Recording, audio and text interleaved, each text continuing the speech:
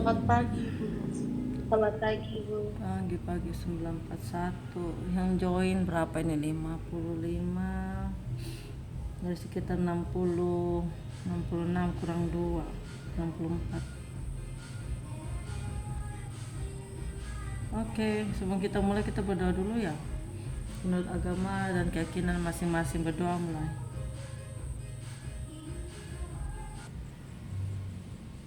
Ya, sudah terlihat, coba diperbesar dek. Dikasih sebelahnya piala itu. Kenapa keluar lagi?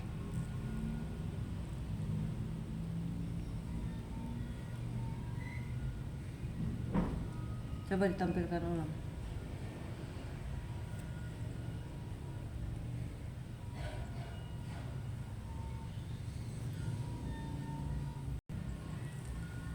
Sudah terlihat. Silakan kelompok 1.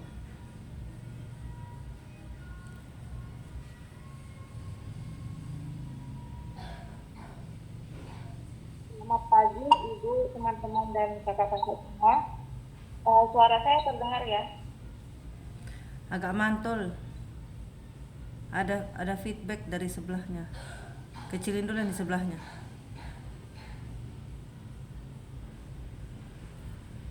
Ya, coba tes.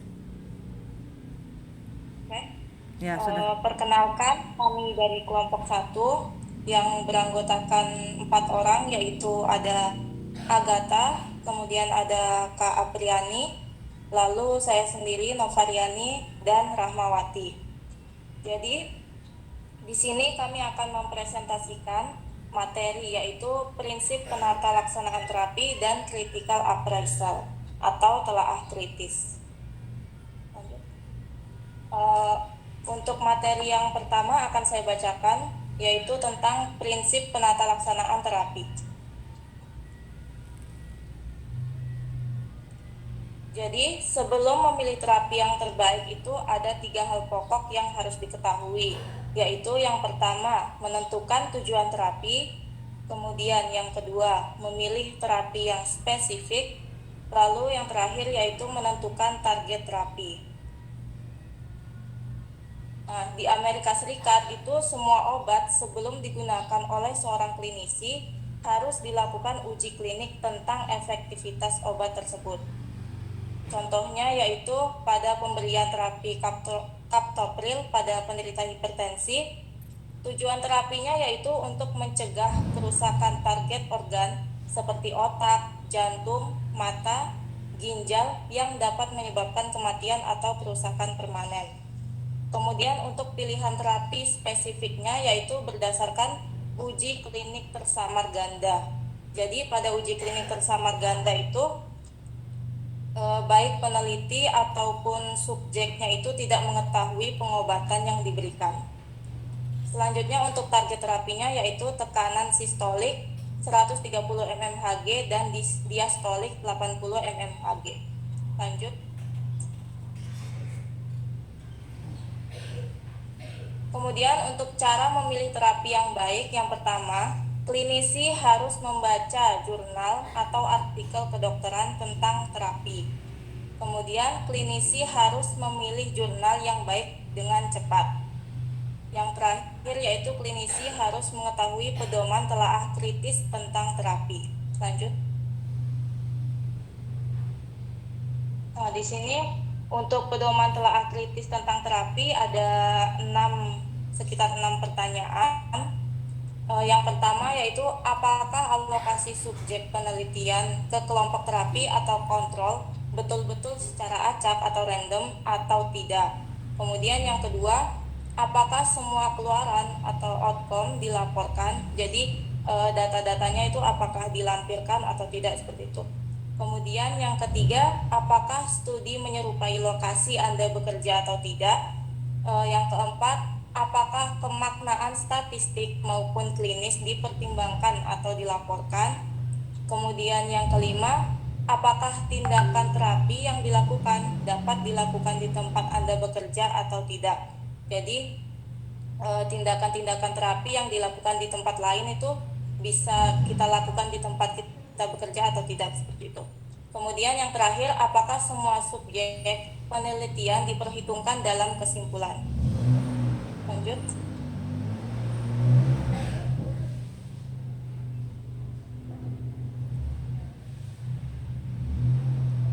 Lanjut.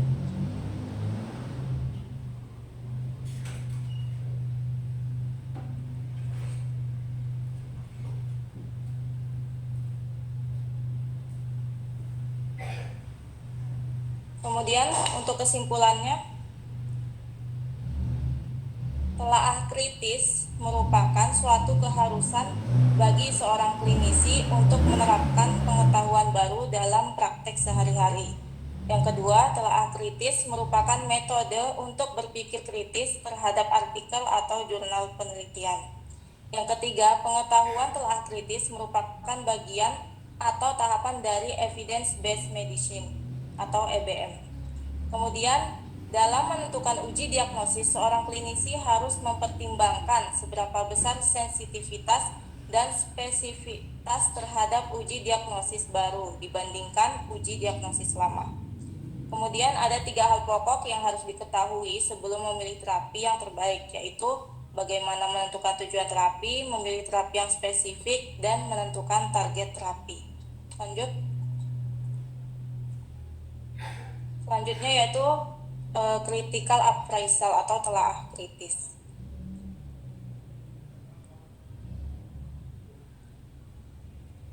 Jadi telaah kritis atau critical appraisal adalah cara atau metode untuk mengkritisi secara ilmiah terhadap penulisan ilmiah. Telaah kritis digunakan untuk menilai validitas atau kebenaran dan kegunaan dari suatu artikel atau jurnal ilmiah. Nah, untuk menentukan validitas itu diperlukan beberapa pertanyaan dan dijawab oleh pembaca artikel ataupun jurnal. Kemudian untuk pemecahan masalah klinik dan keputusan klinik itu tergantung pada penelitian klinik yang oleh seorang klinisi diperlukan telaah kritis terhadap hasil-hasil penelitian klinik. Lanjut. Aspek yang diperhatikan dalam penelitian adalah bagaimana menentukan normalitas atau abnormalitas, diagnosis, kekerapan, risiko, prognosis, terapi atau pengobatan, pencegahan, dan kausa yang diterbitkan dalam tulisan ilmiah atau jurnal. Jadi aspek-aspek ini nanti akan dijelaskan di dalam jurnal atau artikel.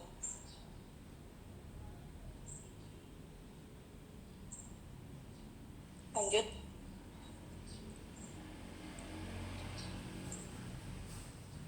Selanjutnya dibacakan oleh teman saya yaitu Agatha. Selanjutnya 5 langkah praktis berbasis bukti. Yang pertama, mengajukan pertanyaan terfokus atau masalah pasien, yaitu berupa pencegahan, diagnosis, prognosis, terapi, penyebab, dan lain-lain. Yang kedua, menemukan bukti atau artikel klinis, penemuan terbaru untuk menjawab pertanyaan penelitian. Yang ketiga, penilaian kritis, keabsahan atau kesahan dan kegunaan. Yang keempat, membuat keputusan, integrasi kejadian klinik dengan pasien. Yang kelima, mengevaluasi kinerja, efektivitas dan efisiensi dari langkah 1 sampai dengan langkah 4 dan untuk memperbaiki waktu yang akan datang.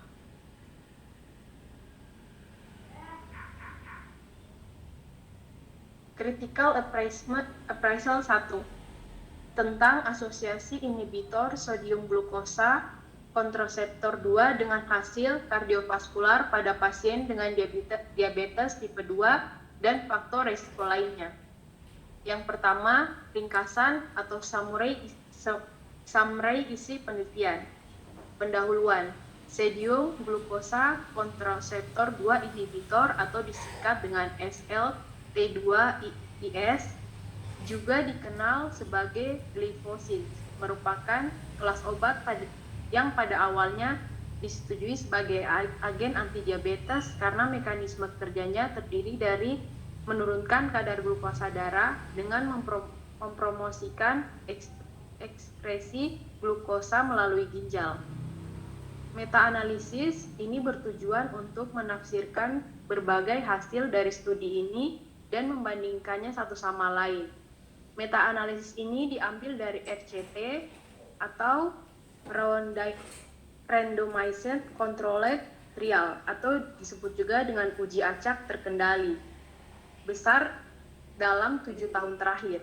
Selanjutnya, meta-analisis ini memastikan generalisis data dari semua percobaan ini karena pasien dengan dan tanpa diabetes, dengan dan tanpa gagal jantung, dan dengan faktor risiko kardiovaskular dipelajari dan dianalisis secara bersamaan. Selanjutnya, metodologi dan kelemahan metodologi. Yang pertama, seleksi studi. Dari gambar diagram alir prisma seleksi studi, di situ pertama ada 2.168 total studi yang diidentifikasi melalui pencarian PubMed, Google, Cendekia, Web of Science, dan database Cochrane. Lalu 8 studi tambahan diidentifikasi melalui sumber non-database termasuk makalah, konferensi, presentasi, rapat. Lalu 568 studi setelah dipublikat dihapus. Lalu diambil 568 studi disaring. Lalu 516 studi dikecualikan karena kurangnya relevansi. Lalu diambil 52 studi disaring untuk dimasukkan. 38 studi dikecualikan setelah judul, abstrak, dan atau ulasan studi lengkap. Lalu diambil 14 artikel teks lengkap dinilai kelayakannya. 4 studi dikecualikan, 2 pengamatan multipusat, 1 studi non-observasi, 1 hasil yang berbeda dari 5. Lalu diambil 10 total studi yang termasuk dalam meta-analisis. Yang kedua, penilaian kualitas. Skor Jadat yang dimodifikasi digunakan untuk menilai kualitas metodologi RCT. Skor 0 sampai 8 mengukur kualitas setiap percobaan. Studi berkualitas tinggi, skor 3 dimasukkan. Yang ketiga, hasil efikasi utama adalah kematian kardiovaskular atau HFF. Hasil sekunder adalah MAC, HFF, kematian kardiovaskular, MI akut, dan semua penyebab kematian. MAC diidentifikasi sebagai kematian karena penyebab kardiovaskular, MI non-fatal atau stroke non-fatal. Yang keempat, analisis data. Data dari percobaan yang dipelajari digunakan untuk menghitung rasio atau odds, ORS, dan 95% CI membandingkan interval versus kelompok placebo. Analisis semua hasil dilakukan dengan menggunakan persamaan mental Hensel dan metode efek acak. A2 sisi P kurang dari 0,5 dianggap signifikan secara statistik untuk semua analisis. Heterogenitas diuji menggunakan I2 dan X2 tes. I2 memiliki nilai indeks 25% sampai 50%, dianggap heterogenitas rendah, 51% hingga 75%, heterogenitas sedang, dan lebih besar dari 75% heterogenitas tinggi. Kelemahan, ada beberapa keterbatasan untuk penelitian ini. Pertama, tidak memiliki akses data tingkat pasien untuk dilakukan analisis kecenderungan atau analisis bertingkat, yang dapat lebih baik menentukan perbedaan antara kelompok perlakuan berkaitan dengan karakteristik pasien, presentasi klinik, dan karakteristik prosedural. Selanjutnya, summary hasil telah kritis. Yang pertama, uraian atau pertanyaan. Apakah lokasi subjek penelitian ke kelompok terapi atau kontrol betul-betul secara acak atau random atau tidak? Ya, keterangannya, meta-analisis yang dilakukan bertujuan untuk menafsirkan berbagai hasil dari studi ini dan membandingkannya satu sama lain. Meta-analisis ini diambil dari RCT besar dalam 7 tahun terakhir.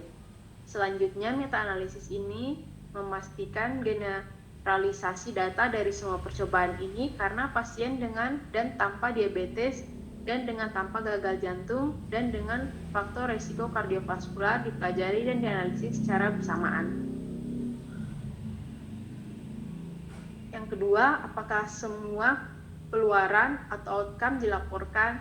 Ya, ini berdasarkan tabel pertama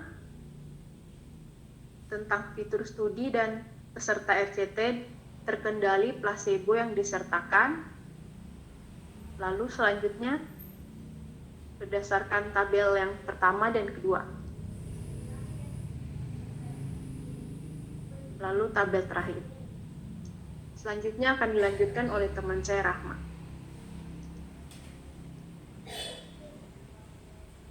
Selanjutnya yaitu pertanyaan, apakah lokasi penelitian menyerupai lokasi Anda bekerja atau tidak? Jawabannya ya.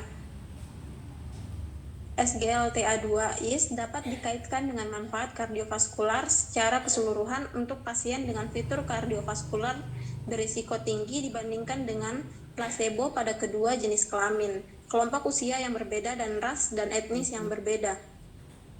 Uraian yang keempat, apakah kemaknaan statistik maupun klinis dipertimbangkan atau dilaporkan? Jawabannya ya, sebuah meta-analisis dari semua studi ini menunjukkan manfaat SGLTA2-IS dibandingkan placebo. Temuan ini kemungkinan karena peningkatan kekuatan meta-analisis ini dibandingkan dengan studi individu. Hasil kematian semua penyebab dikumpulkan dan dievaluasi dari semua percobaan. Hasil gabungan menunjukkan manfaat yang jelas terkait dengan SGLT2-IS dibandingkan dengan placebo. P sama dengan 0,04. Temuan ini menunjukkan bahwa mungkin ada manfaat keseluruhan dari SGLTA2 untuk pasien dan menjamin keamanan pengobatan. Meta-analisis dari 10 uji klinis acak berkualitas tinggi dari 7.553 peserta menemukan bahwa penggunaan SGLTA2 dikaitkan dengan kejadian kematian kardiovaskular atau HHF yang lebih rendah sebesar 33% pada pasien berisiko tinggi. Untuk hasil utama dari HHF atau kematian kardiovaskular, penelitian menunjukkan manfaat yang sama dari SGLTA2 pada kedua jenis kelamin. Risiko yang lebih rendah pada peserta yang lebih muda dari 65 tahun dibandingkan dengan mereka yang berusia 65 tahun atau lebih dan pengurangan risiko yang lebih besar pada peserta yang Asia, hitam atau ras atau etnis lain dibandingkan dengan peserta putih. Meta-analisis ini mendukung bahwa SGLTA2 telah muncul sebagai kelas obat yang efektif untuk meningkatkan morbiditas dan mortalitas kardiovaskular pada pasien tertentu. Inhibitor sodium glukosa kontransporter 2 tidak terkait dengan penurunan resiko infark miokard akut. Studi prospektif jangka panjang di masa depan diperlukan untuk memahami manfaat kardiovaskular jangka panjang. Uraian 5 yaitu apakah tindakan terapi yang dilakukan dapat dilakukan di tempat Anda bekerja atau tidak? Iya. Uraian ke-6, apakah semua subjek penelitian dipertimbangkan dalam kesimpulan? Jawabannya iya. Meta-analisis ini mendukung bahwa SGLTA2 telah muncul sebagai kelas obat yang efektif untuk meningkatkan morbiditas dan mortalitas kardiovaskular pada pasien tertentu. Inhibitor sodium glukose transporter 2 tidak terkait dengan penurunan resiko infark miokard akut. Studi prospektif jangka panjang di masa depan diperlukan untuk memahami manfaat kardiovaskular jangka panjang. Selanjutnya kesimpulan dari critical appraisal 1 yaitu meta-analisis ini mengevaluasi spektrum yang luas dari hasil efikasi, yang selanjutnya mengkarakterisasi hasil utama dalam subkelompok yang berbeda dari beberapa uji klinis besar yang dirancang dengan baik. Ini mendukung bahwa SGLTA2 telah muncul sebagai kelas obat efektif untuk meningkatkan morbiditas dan mortalitas kardiovaskular, termasuk pencegahan HF dan mengurangi semua penyebab kematian pada pasien tertentu. Terapi SGLTA2 tidak mengurangi risiko MI akut. Hasil kardiovaskular dari terapi SGLTA2 dapat dibandingkan di semua uji coba, dan ini menunjukkan konsistensi manfaat kelas yang luar biasa. Meskipun ada varian dalam populasi yang terdaftar karena durasi percobaan jangka pendek, studi prospektif jangka panjang di masa depan, dan studi pengawasan pasca pemasaran diperlukan untuk menemukan tingkat hasil kardiovaskular.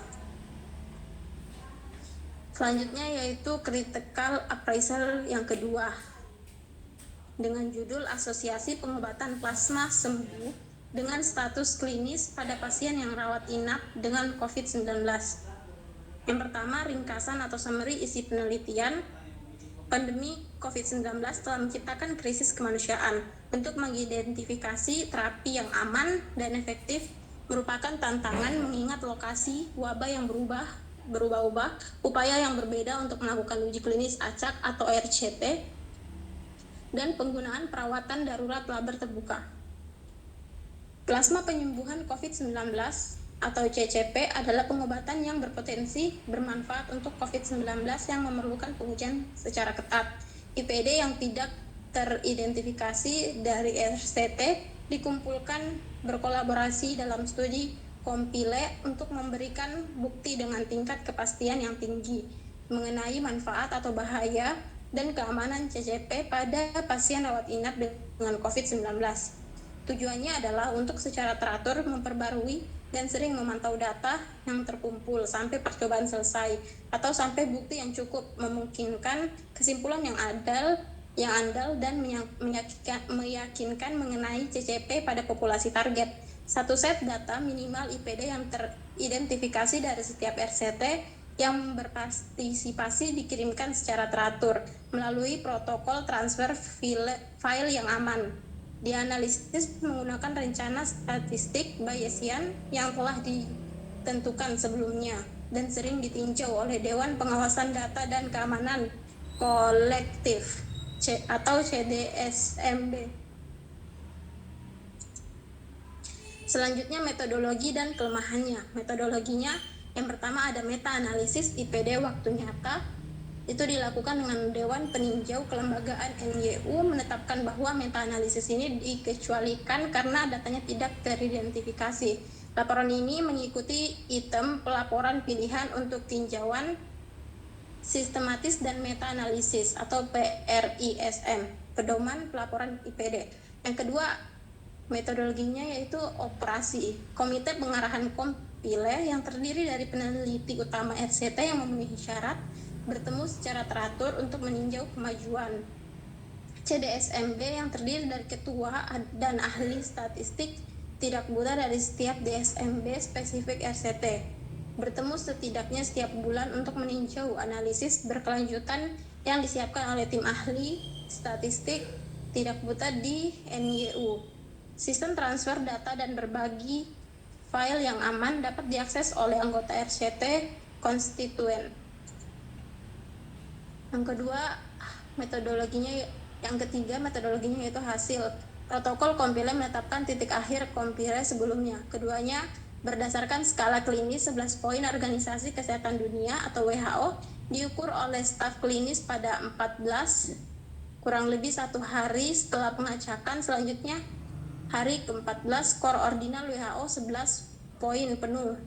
Dianalisis menggunakan model ODDS proporsional dan indikator biner yang didefinisikan sebagai skor WHO 7 hingga 10 versus kurang dari 7, yaitu dianalisis menggunakan model logistik, di mana skor yang lebih tinggi menunjukkan hasil klinis yang lebih buruk.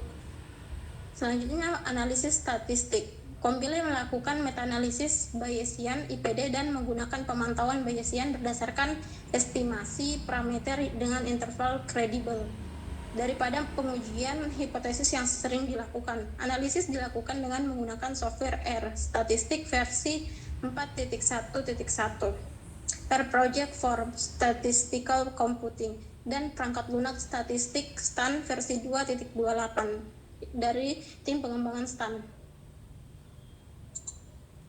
Selanjutnya yaitu analisis utama. Hasil utama dianalisis dengan model Bayesian menggunakan model peluang proporsional kumulatif untuk skala 11 poin WHO dan model regresi logistik untuk status biner WHO dari skor 7 sampai 10 versus kurang dari 7. Analisis sekunder dan tersier. Analisis tambahan dari hasil utama menggunakan model serupa, tetapi disesuaikan untuk serangkaian kovariat yang diperluas, seperti pada tabel 1.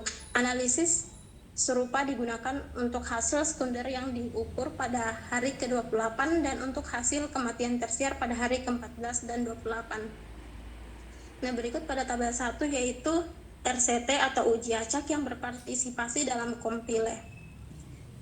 Dari tabel tersebut memberikan karakteristik dari 8 RCT yang berpartisipasi dari Asia, Eropa, Amerika Utara, dan Amerika Selatan. 2 adalah double blinded dan 6 adalah label terbuka. 3 adalah situs tunggal dan 5 multi situs. 11 sampai 18 kondisi kontrol adalah standar perawatan 6 RCT. Yang ini standar perawatannya. Plasma konvalesen 1 RCT 1 uji acaknya dan larutan garam 1 RCT. Selanjutnya akan dibacakan oleh rekan saya, Kak Cece.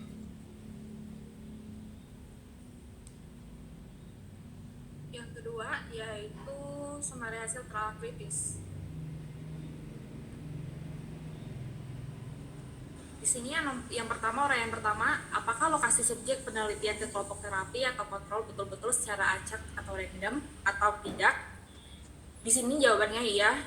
Di mana dalam jurnal dikatakan bahwa dalam meta-analisis dalam 8 uji klinis acak yang mendaftarkan 2.341 peserta data pasien individu dipantau secara real time dan dianalisis menggunakan kerangka Bayesian yang kuat dan permodelan statistik yang canggih.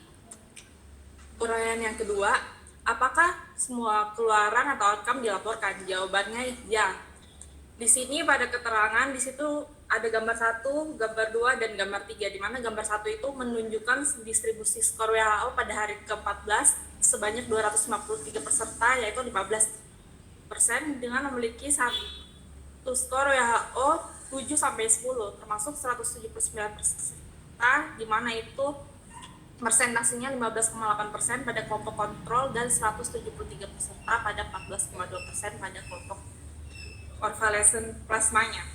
Pada gambar 2 menyajikan distribusi perubahan skor dasar hingga dari 4 ke 14 yang berdasarkan pengobatan.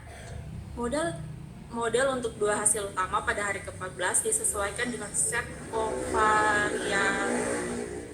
kovariat yang pelit yang menunjukkan bahwa median posterior dari OR kumulatif adalah 0,94, di mana 94% CRL yaitu 0,74 sampai 1,19 dengan probabilitas posterior untuk OR kurang dari 1 dari 71%. Dan median posterior linear OR untuk skor WHO 7 atau lebih tinggi adalah 0,94 atau 95% CRL 0,69 sampai 1,30 dengan probabilitas posterior untuk OR kurang dari 1 dari 65%. Kemudian di gambar 3 menunjukkan plot distribusi posterior untuk OR dari kedua hasil utama pada hari ke-14 estimasi OR spesifik. RCT menunjukkan konsistensi aturan berhenti yang ditentukan sebelumnya tidak terpenuhi.